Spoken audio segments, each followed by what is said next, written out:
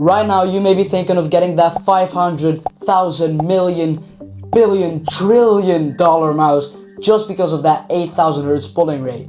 And well, I can't blame you for that because brands market the hell out of it. They act like it's going to make you Radiant in Valorant or Unreal in Fortnite just because of that single spec. But is 8000 hertz actually worth it? Well, we're gonna find out today. First, we need to understand what polling rate is. Polling rate basically means how many times your mouse sends a signal of its position to your PC. It's measured in hertz, which means times per second. For 1000 hertz, that would be 1000 times per second. And for 8000 hertz, that would be 8000 times per second. It can also be converted to milliseconds. For 1000 hertz, that's 1 millisecond between each signal. And for 8000 hertz, that's 0.125 milliseconds between each signal. So while 1000 hertz gives you only one signal per millisecond, 4000 hertz gives you 4 of these signals. And 8000 hertz would have given you 8 of these signals. That's 8 times as fast. But is it actually noticeable? Well, the difference between 1 and 8000 hertz is only 0.875 milliseconds. To put this into perspective, the average human reaction time is 200 milliseconds, and most monitors refresh every 4 to 7 milliseconds. So in theory,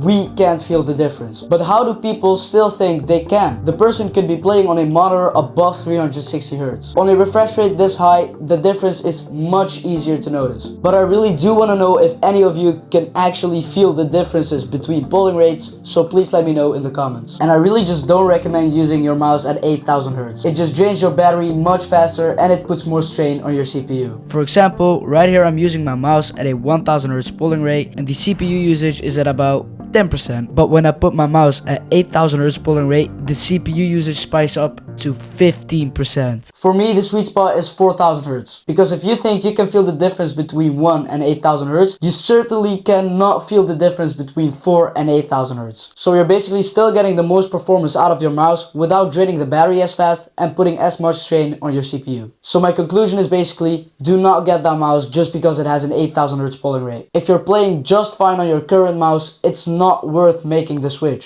Yes, gaming mice are getting faster, but the difference is just so small. You're not missing out on anything.